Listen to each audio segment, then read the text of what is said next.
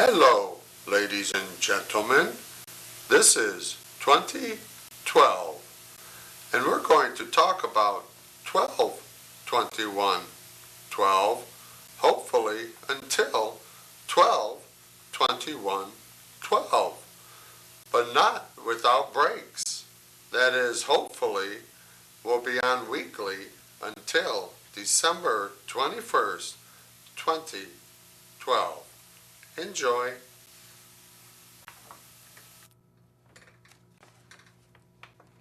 Your cable boxes and computers have microphones in them.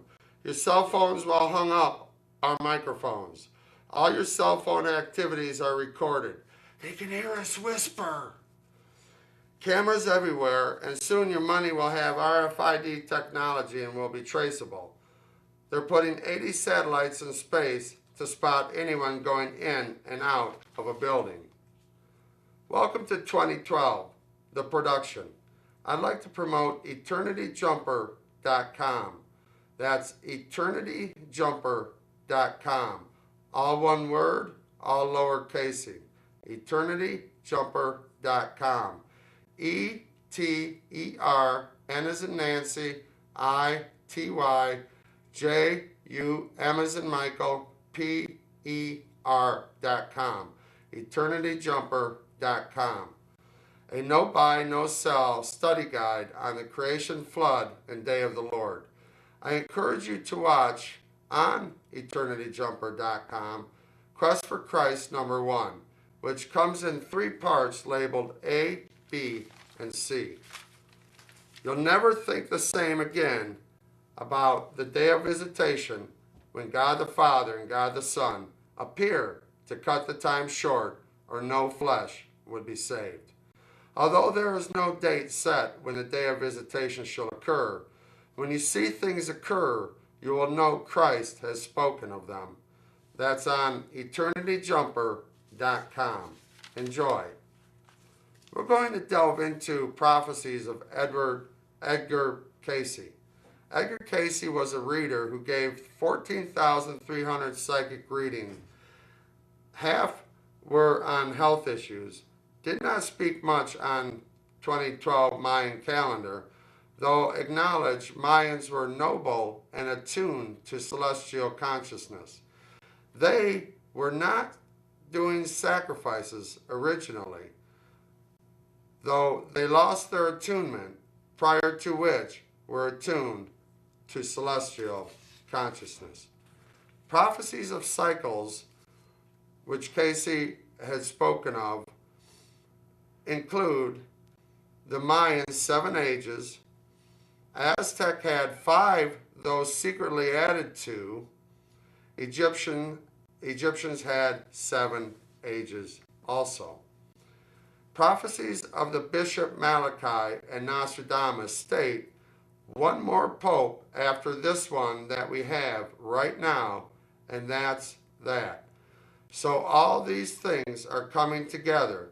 Cayce prophesied the end of the church, and all denominations and major religions who have teachings of one God, one people, will begin to unite again, with much pain that will be worked through. Cayce spoke of a pitch battle of dark and light forces. He did say Armageddon would go on at this time we're in right now. So we could actually be in Armageddon as we speak, as there is a pitch battle between the forces of darkness and light. Cayce said Satan will be bound 1,000 years, ushering in 1,000-year golden age. I'm going to read from the Edgar Cayce, ARE, Association for Research and Enlightenment website. Now you'll have to bear with me because the writing's kind of small, so you have to bear with me. In order to grasp the Mayan message, we need to understand a little about how they saw the sky and how events in the sky indicated times of death, rebirth, and the passage of time for souls living in this galaxy and in this solar system. The Milky Way is their major image in the sky. As we know, we live on the outskirts of our galaxy, and the Milky Way is the dense cluster of stars when looking toward the center of our galaxy. It appears as a long strip of stars in the sky above us. For the Maya, the rising, passing, and descending of the Milky Way in the sky marked major points in the cycles of time.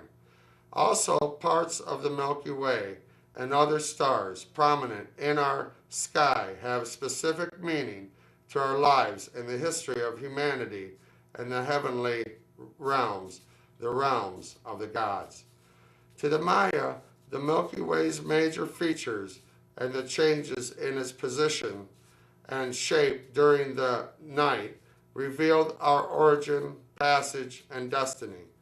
They are the tree of life, the celestial crocodile that gnaws at the tree of life, the cosmic canoe of the pattern gods that follows after the crocodile, the lying down sky or black dream place, and 7 stars in the Big Dipper representing the egocentric 7 macaw who attempted to take the place of the sun.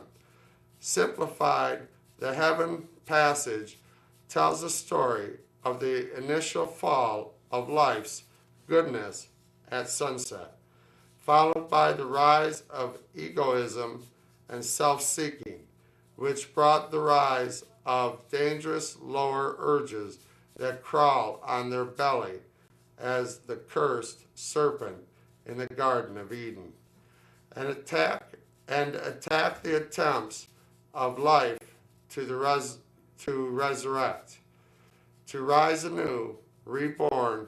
Fortunately, these dark influences are driven off by the higher ideals and the will to do good again.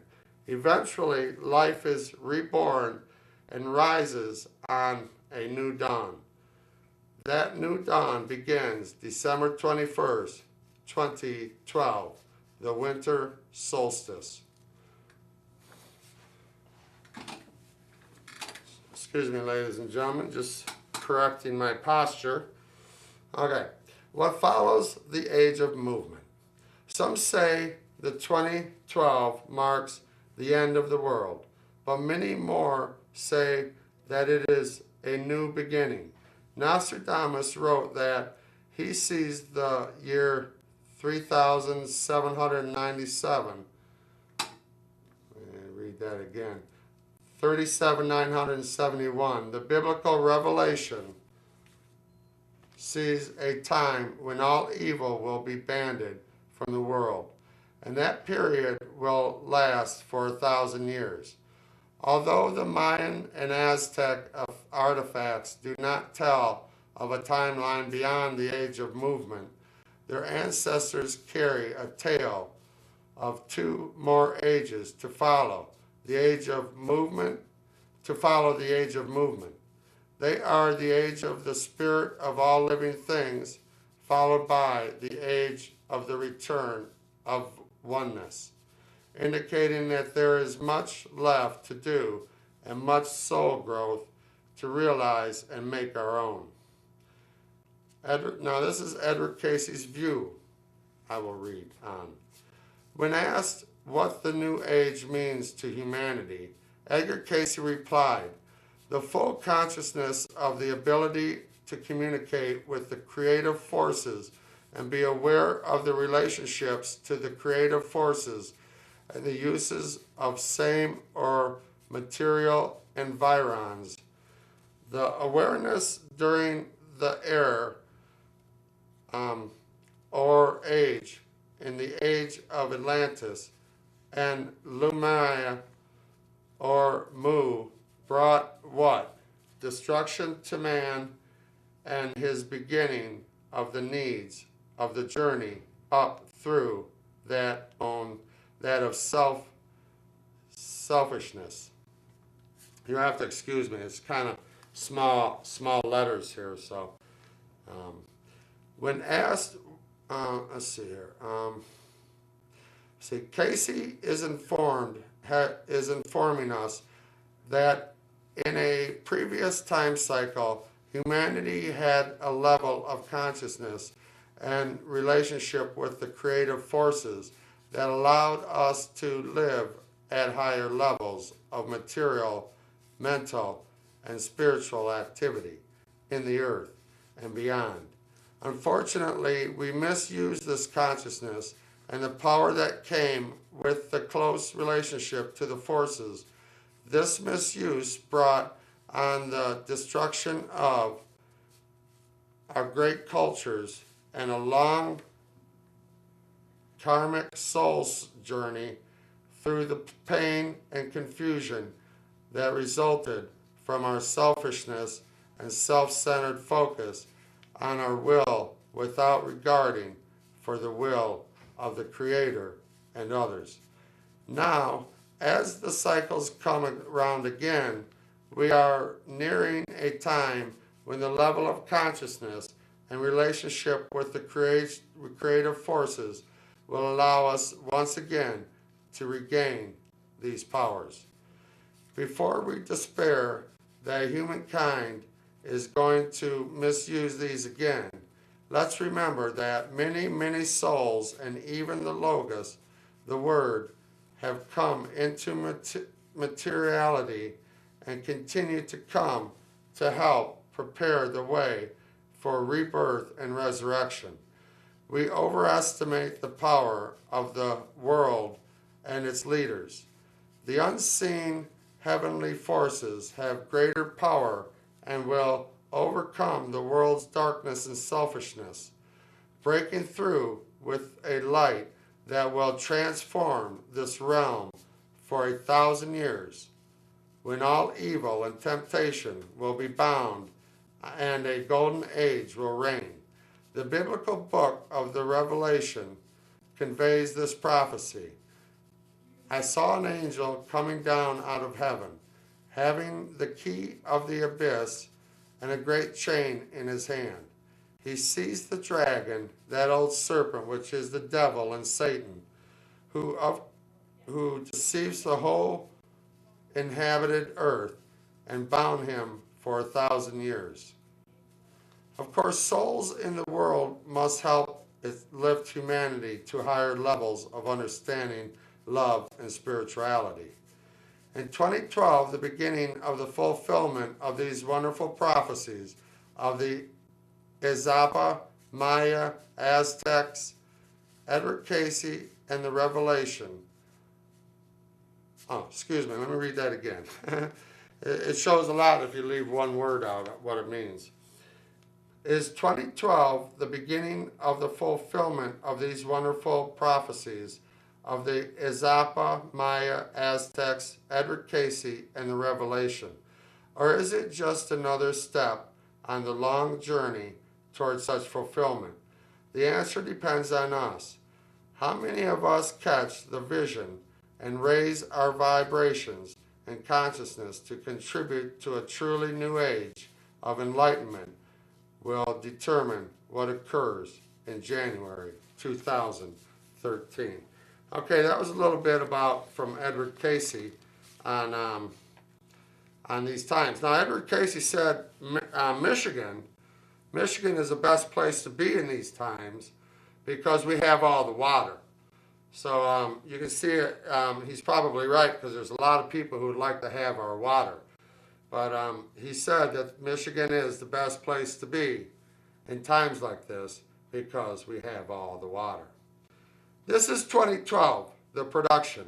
Your cable boxes and computers and microphones have microphones in them.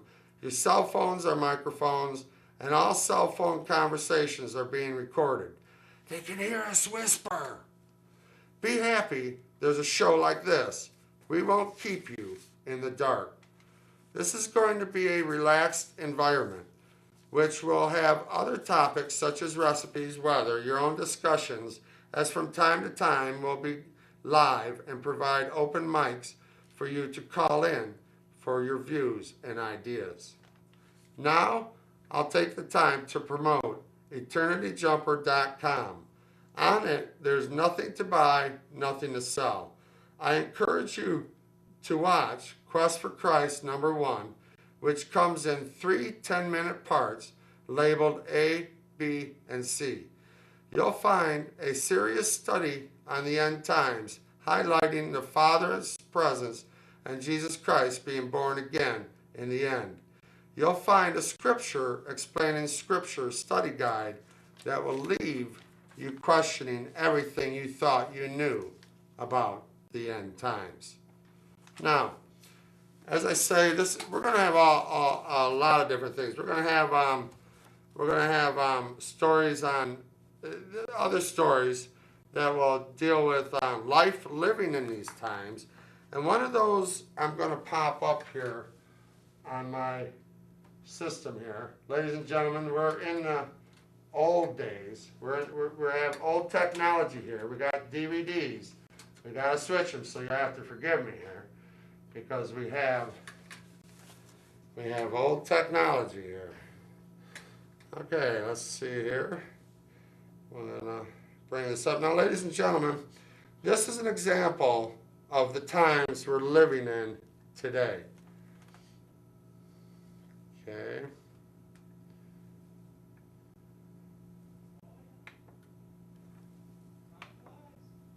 Okay, now, if you look at this tape, you'll see that I'm going through town because I'm working on a production.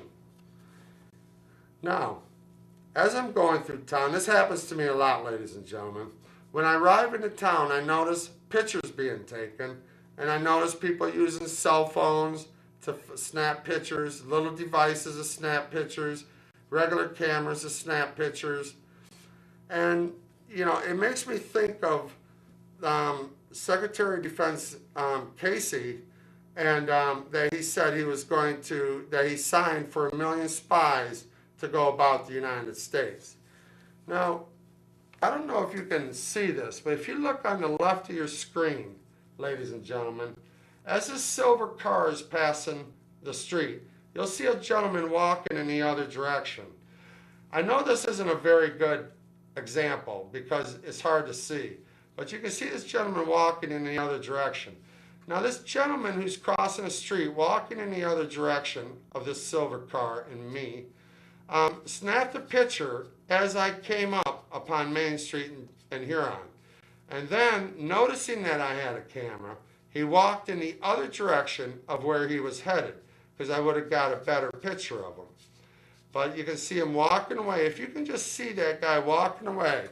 Now, it's my idea that if these are indeed spies in the United States, that they're probably circling the cities, and you know, they probably, so they don't have one person that you see all the time spying on you, but rather they have a intricate, a very sophisticated system by which they travel the United States and spy on the city streets. Now, there again, ladies and gentlemen, this is an example of what we're going to have on this production here, 2012, the production, because we're going to have on the times we live in. I should have the ability to get better pictures in this, ladies and gentlemen, because I noticed the other day when I was taking footage, I need raw footage for material that I'm working on, and I noticed the other day that they're still taking pictures, and it's not just students, ladies and gentlemen, these are grown adults who are handling camera equipment and small camera equipment, cell phone type photograph cameras, and taking pictures of me, and probably not just me, ladies and gentlemen. It's just I happen to notice this as I'm going through town. Now, I don't go through town all the time with a camera on me. Very rarely do I go through town with a camera on me. So every once in a while, I will be going through town with a camera inside my vehicle to see if I can take footage of people taking pictures of me. And ladies and gentlemen, last year I spotted a half a dozen pictures being taken every day for a couple months as I was traveling through town. And I noticed, I thought then that it would be very, very ridiculous for me to have pictures of people taking pictures of me, so I didn't even bother with it. But then I came up and thought, well, this would be good for our production 2012 to show the life that we have created for ourselves within this time before 2012. And this production, ladies and gentlemen, will be going on through, hopefully, to 12/21/12, the end of the Mayan calendar, of which this show will end. Ladies and gentlemen, this should be very interesting. Now, we have some other footage that a little bit lighter and in humor here. Okay, let me get to this ancient technology here. You know, these DVDs. You know, what would they have done? How did they build the pyramids without DVDs? That's what I'd like to know. Okay, now we have some footage here, ladies and gentlemen. This is kind of to lift the spirits up a little bit if they're not lifted already. But let's see here. Okay. Now here we have a University of Michigan truck. And here we have, as you can see, it's got the logo of the University of Michigan. We're going to just watch this a couple of times. It's going to lift our spirits. He's going to show us his IQ, this person who's driving this truck here. It says on there, Tunnels Steam Fitters. Okay, there's his IQ. And now he's going to show us his high morals. And there's his high morals. Yeah, we have no need of any correction in this world because we have this man who represents a high IQ and high morals. And as you can see, he's driving a University of Michigan truck, and it says on there, Tunnels and Steam Fitters. And we'll just watch this one more time, ladies and gentlemen, because, you know, and we're going to watch it from time to time if we, to lift the spirits up a little bit. Now here he goes. He's going to give us his IQ. First he's checking, make sure nobody sees him. He's going to give us his IQ. Okay. There's his IQ. He's given us his IQ. Now he's given us his high morals. This is what he teaches all those around him, ladies and gentlemen. His high morals and high IQ.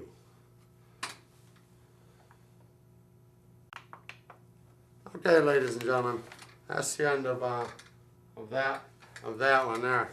But anyways, you know, we live in a time, ladies and gentlemen, that the world has never seen before.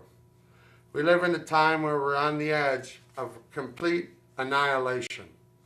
Now, these times have been spoken of by other cultures and other peoples. And this is what 2012 is all about, of the different cultures and the different peoples that have prophesied concerning around this time, the end of the Mayan calendar, 2012, as being significant and important in our consciousness development and also biblically in our spiritual, in our biblical and apocalyptic understanding of ancient texts. Which, remember, Jesus Christ said everything the Father told him to speak. He said everything the Father told him to say. Now, one of those things he told him, of course, was, had the time not be cut short, no flesh would be saved. But for the elect's sake, the time shall be cut short. Now, this is something signifying, I mean, Jesus Christ, you know, he says everything the Father told him to say.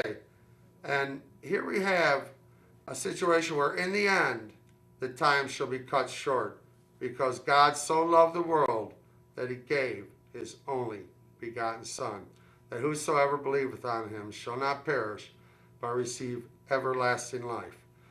Um, so a lot of people are looking for this everlasting life, and so, anyways, and this is important too. We're also going to not only are we going to discuss such as Edward Casey and prophecies, we're also going to get into biblical prophecies. We're not going to get into rapture prophecies because we just don't believe in it around here. Because the Jesus Christ said in John 15:17, I believe it was, he said, I would not, he was talking to the Father, and he said, I would not that thou shouldest take them out of the world, but that thou shouldest keep them from the evil. So Jesus Christ more asked the Father not to take the elect, not to take the elect out of the world, but to keep them from the evil. And you can imagine that's quite a task there. But of course, with God, all things are possible. Let's see here. Now, this isn't going to be a mixing of religions in any way, and this isn't going to promote the coming together of all religions. What it is to show life leading up to the end of the Mayan calendar and other prophecies that deal with this time and what will occur. Sometimes, ladies and gentlemen, you have to get out of the box. You know, you have to listen to other people's views, because in a lot of ways, religious people, those who are religious, I have my faith also, but those who are religious in a lot of ways, they don't have it all figured out themselves, yet they condemn other people who are saying their views. So we're going to have all kinds of different views. Last show we had views on the Lakota Indians and the White Buffalo prophecies. So this is the type of work and show we'll be producing here at 2012. Okay, ladies and gentlemen, this is the end of the show. We will end our show now.